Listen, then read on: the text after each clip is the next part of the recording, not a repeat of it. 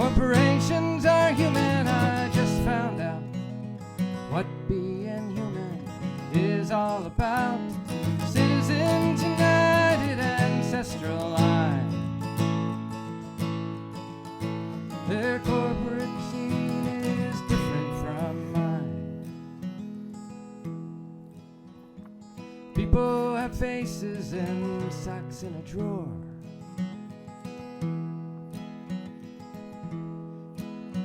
Corporations are faceless here and offshore. If you think corporations bought free speech before,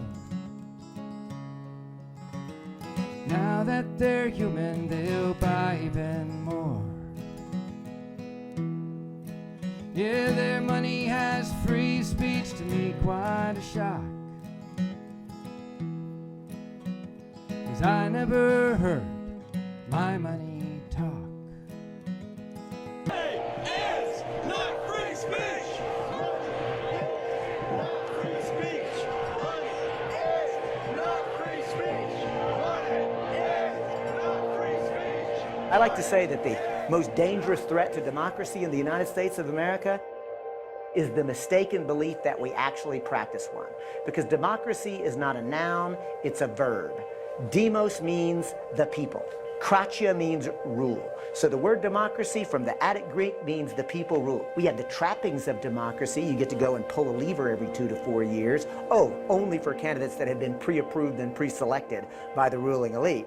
But when it comes to actually participating in a meaningful way in how our society is organized, you know, how much pay you might get, whether or not you get health care, whether this country goes to war or not, whether we should address the climate crisis, you know, those kinds of questions, we the people never have an opportunity to participate. Imagine, okay, imagine if you will, the debate around health care had there not been elected officials with a commitment to pharmaceutical companies and insurance companies. If the priority wasn't making sure there were profits for people that make drugs and sell drugs and you know, people who provide medical care as insurers, if they weren't the priority and we were the priority, don't you think that would have been different? That's an immediate difference in your life. Right now, there are folks who are worried about Medicaid, Medicare. Would that be an issue at all if the priority wasn't, let's make sure there's enough profits for the corporations? I don't think so.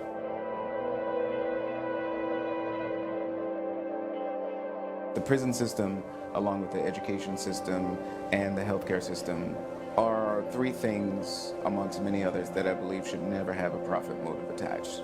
The Corrections Corporation of America has been going around the states in 2012 and 2013 and asking states that are cash-strapped in their budget, hey, we'll take over your prisons. One of the stipulations is that if we take over your prisons for you, we'll pay you for them and we'll give you money, but you got to keep them at 90% capacity. And that basically attaches a profit motive to criminalizing American citizens. The democratic self-government experiment that was started in the United States over 200 years ago has gotten completely corrupted. We are not being listened to. We, the real people, are not being listened to. It's when people say we can buy elections, which we've seen happening, and when we see people say we don't want to let people vote, those are all little signs that pretty big signs that our democracy is in trouble. The move to amend's amendment that we're promoting will basically break the iron grip that wealthy individuals and corporations have over our democracy and allow the people to rule as they're supposed to. Today, we have an un-American attack on that dream of equality. You can't be free if you don't have a home. It's time for an intervention, y'all. Money is not political speech.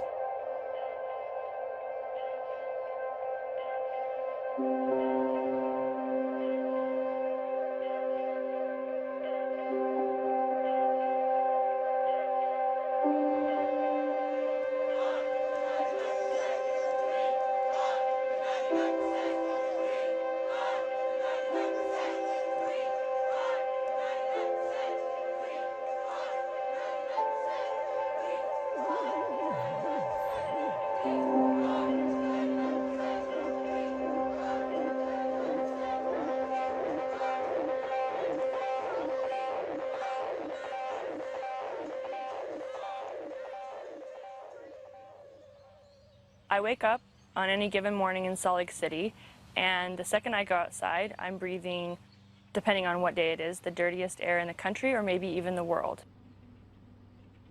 And then I go to eat some food, and the prices of that food are determined by giant corporations. The place where I get the food is often a giant corporate grocery store, and it's often bad for me or downright poisonous, and I don't have a lot of options to eat different kinds of food.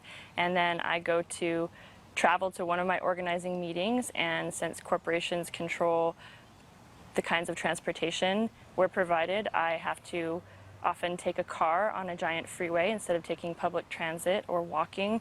And then I get to the meeting, and a lot of the decisions we make are often done inside the box of what corporations have gotten us to think is possible. And on the way back from there, I pass giant billboards telling me how inadequate I am and what I need to buy. So my entire day is basically controlled in this tight little area that corporations have decided it's okay for human beings to live and survive. When considering the still unfolding history of these United States, the words of journalist Molly Ivins ring true. It is possible to read the history of this country as one long struggle to extend the liberties established in our Constitution to everyone in America. In other words, who, according to our laws and culture, gets to be considered a person? The law creates legal personhood, and movements create law and change culture. So, how have the courts passed laws to shape our culture? That history goes way back before Citizens United. 1819, Dartmouth College versus Woodward, Supreme Court case, turned a corporate charter from a government-granted charter to a contract. This ruling gave corporations standing within the Constitution. 1886, Santa Clara County versus Southern Pacific Railroad. Though the court did not rule on corporate personhood, the decision was subsequently cited as a precedent to hold that a private corporation is entitled to the same 14th Amendment rights of due process and equal protection as human beings. This makes it impossible for us to make laws that treat local businesses any differently than giant multinational corporations, even if their business practices are deemed to be harmful to workers, the environment and communities, or if they have a history of violating the law. Hale versus Henkel, 1906. The court granted corporations the Fourth Amendment search and seizure protection. Dodge versus Ford Motor Company, 1919. The Michigan Supreme Court says the business corporation is organized and carried on primarily for the profit of the stockholders. Stockholder primacy is established. The purpose of the corporation, according to the court, is no longer to serve the public good, as it had been. It is now to maximize profit for shareholders above all else. Pennsylvania Coal Company versus Mahon, 1922. Corporations get the Fifth Amendment takings clause, meaning if you pass a regulation that impacts a corporation's ability to make a profit, that is deemed a taking, and they can sue for the right to future profits lost. This creates a chilling effect, and local and state governments become much more hesitant to pass laws in the public interest for fear that corporations can claim loss of potential profits that cities and states will be on the hook to pay. Buckley versus Vallejo, 1976. The Supreme Court rules that spending money to influence elections is protected under the First Amendment, in effect saying that money is speech. Citizens United versus Federal Election Commission, 2010. Today, the Supreme Court of Chief Justice John Roberts declared that because of the alchemy of its 19th century predecessors in deciding that corporations had all the rights of people, any restrictions on how these corporate beings spend their money on political advertising are unconstitutional.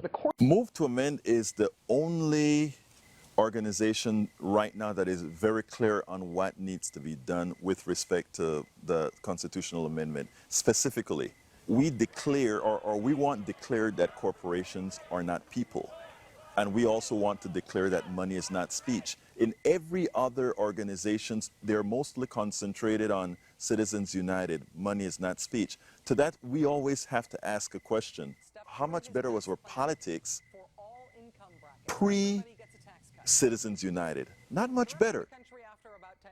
And the reason it wasn't better is that second portion was missing, corporate personhood. Every other issue that I care about, whether it be the climate, whether it be workers' rights, whether it be education for our children, whatever it is it tends to be very hard to get things done without these kinds of reforms. Because, you know, the people who write the checks, you know, the ones who are prowling around in the state capitol with their, you know, fat checkbooks and their nice suits, they're the ones that get the legislators' ears. There's going to be considerable opposition, and there's going to be opposition within the corporate media, and strong opposition, which is going to make the job a little harder. But never underestimate the power of the people when they understand the message. Never underestimate that. I think that this is something that can be done quite quickly. I think it's something that can be done rather efficiently. It's just going to require a large enough parade. It's going to require a large enough people to understand the core concepts. And that's the real work that we have to do right now, is hit that critical tipping point, which is probably around 20 or 30% of the voting populace actually understanding the issue. And a big part of the issue when creating a multiracial, multi-ethnic democracy movement is an understanding of how race and racism were constructed in the United States through law, and how those laws informed our culture in much the same way those corporate rights have been constructed through the law to ensure rule of the wealthy minority over the majority, and how our culture reinforces and legitimizes that lack of democracy.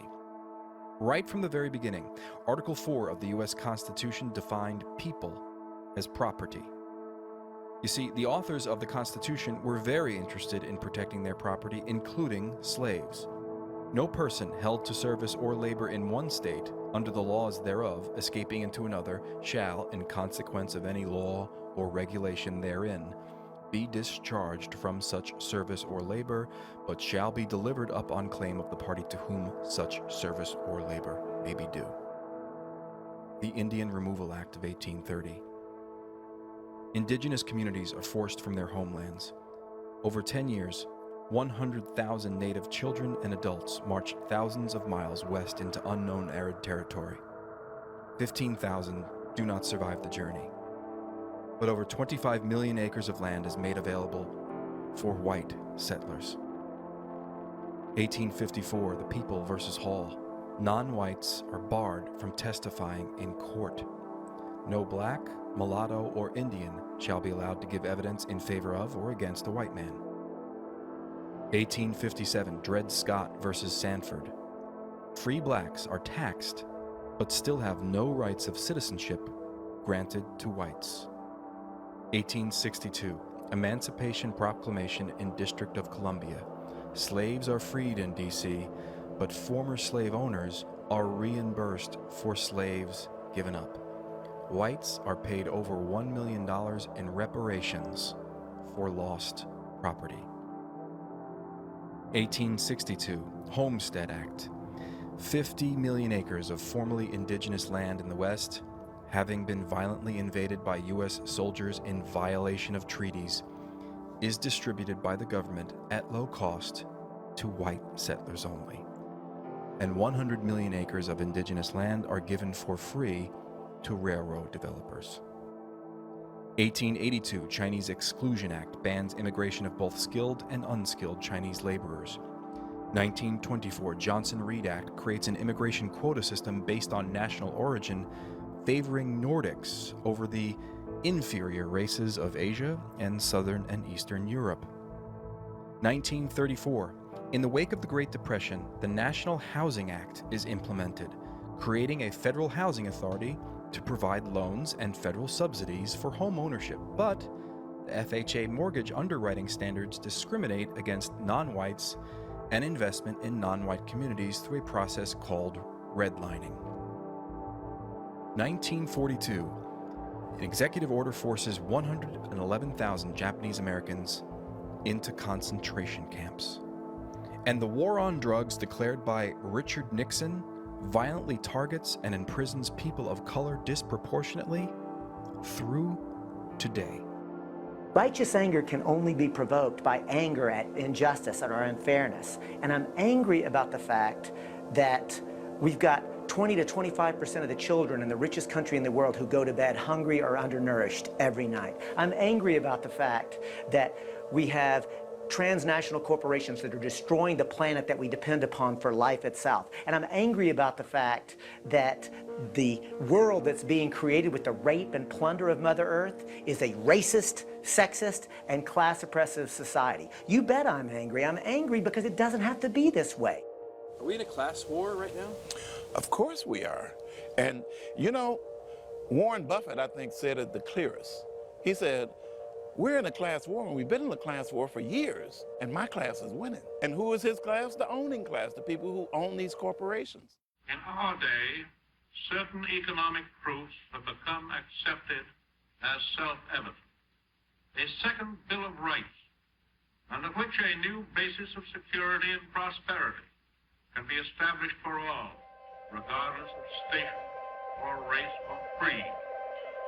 Among these are the right to a useful and remunerative job, the right to earn enough to provide adequate food and clothing and recreation, the right of every farmer to raise and sell his products at a return which will give him and his family a decent living, the right of every businessman, large and small, to trade in an atmosphere of freedom, freedom from unfair competition and domination by monopolies at home or abroad, the right of every family to a decent home, the right to adequate medical care, and the opportunity to achieve and enjoy good health, the right to adequate protection from the economic fears of old age, sickness, accident, and unemployment, the right to a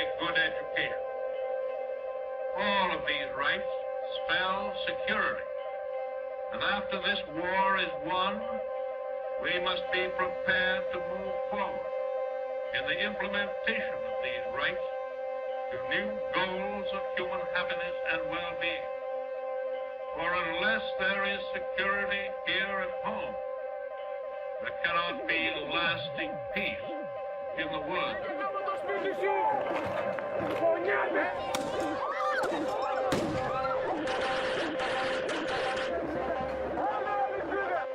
Justice Douglas, the greatest champion of the First Amendment that this country has ever known, once said that the Bill of Rights is a badge which says, "To government you shall go no further." What is the impact of corporations wearing that badge? Because after 106 years in America, through the best of times and the darkest of hours, she knows how America can change. Yes, we can. America, we have come so far. We have seen so much, but there's so much more to do. So tonight, let us ask ourselves, if our children should live to see the next century, if my daughters should be so lucky to live as long as Ann Nixon Cooper, what change will they see? What progress will we have made? The second thing that I think happened that we'll look back on and understand this as a critical moment is that we elected a president through a lot of grassroots effort. The young people in this country really made a historic difference electing a black president with a huge amount of hope. And I think that their expectations were not met. The system itself was a failure. That's why it's really critical that we do more and we not just wait for elected officials to take care of this for us. This is what every single social movement that has come before us has done when they recognize that the system is really flawed and it's not working and the people in power are not going to self-correct. But it's time for the people to step in, and there's actually a process in our Constitution to do this. This isn't new. It doesn't happen very often, but whenever there is a system that is so out of balance, we've seen people's movements come together and respond by inserting human rights or correcting the issue to make clear that the priority needs to be on the people.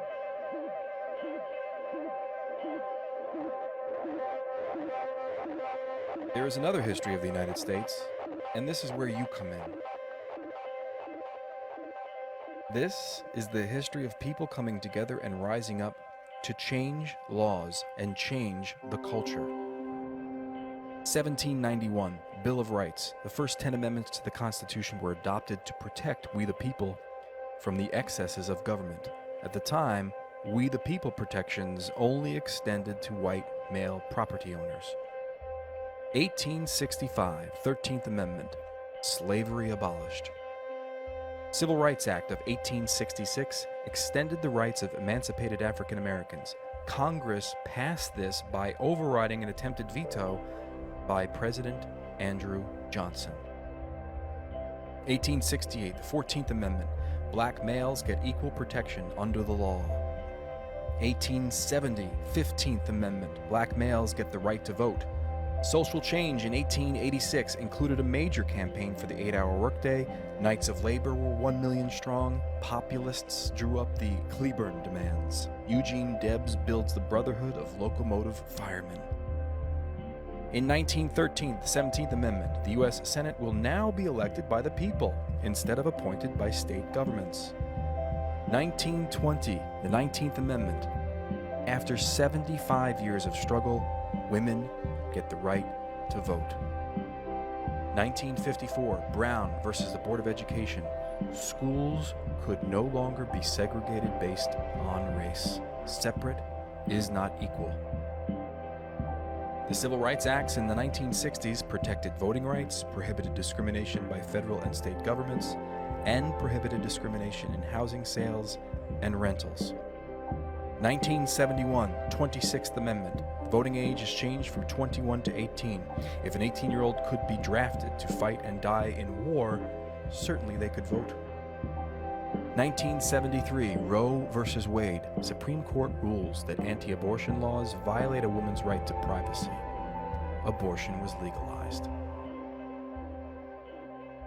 If we look back in 50 years, we will realize just how completely and systematically we were being ruled.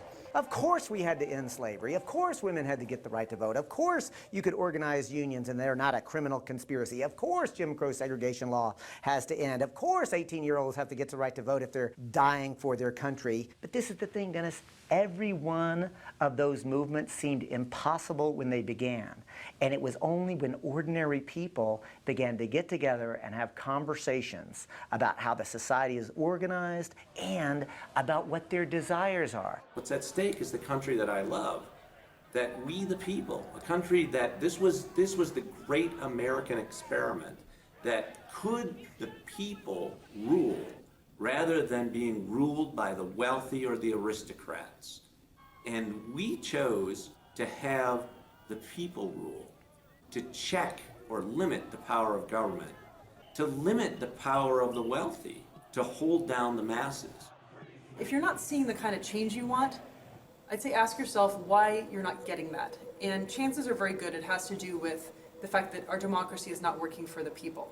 So whatever your number one issue is, you should make this your number two, because without this kind of change, it's going to be very hard to win the other reforms that we all want. An issue that I think people used to think was too complicated for regular people to understand.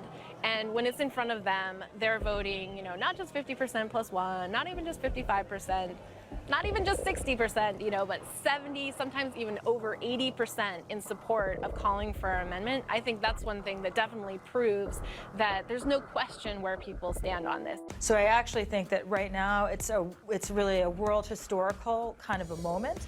But I even think that beyond the amendment, it's so much broader than that. We're really not just talking about an amendment that gets rid of corporations. We're talking about in a completely new way of understanding what democracy is, why it's important, and how our economic systems globally will need to be reconstructed. We've got to build a movement step by step, intentionally and deliberately, to create the world that we want.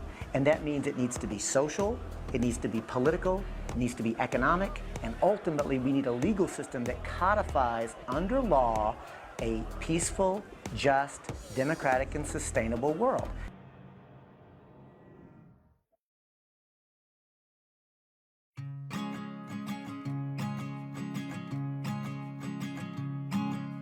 How many gifts can a congressman take and somehow remain a good man? And how many times must good parents cry 'cause their little ones must sleep in a van? How many bribes can corporations give before their bribes are forever banned? The answer, my friend, is move to amend. The answer is move to amend.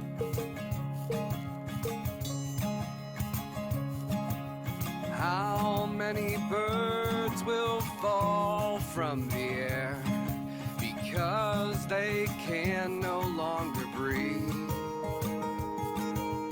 How many burdens can we the people take while Congress continues to deceive? How many billionaires will write all our laws while we, the people, still believe? The answer, my friend, is move to amend.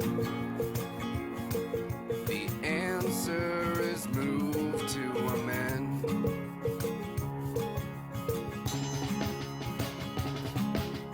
How many wars must our young people fight, like in Iraq and in Afghanistan?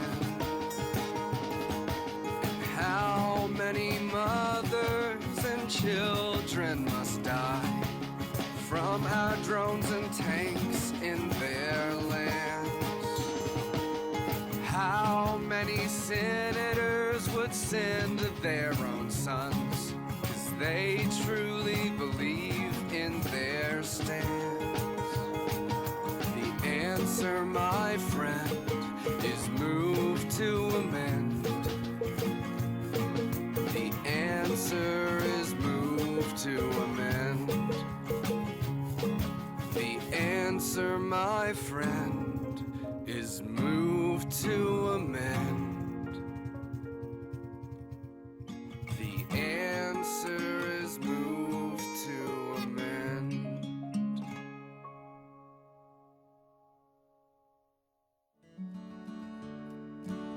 If you think corporations bought free speech before, now that they're human, they'll buy even more. Yeah, their money has free speech, to me quite a shock. 'Cause I never heard my money talk. When a corporation has a colonoscopy, then I'll believe they're human like me.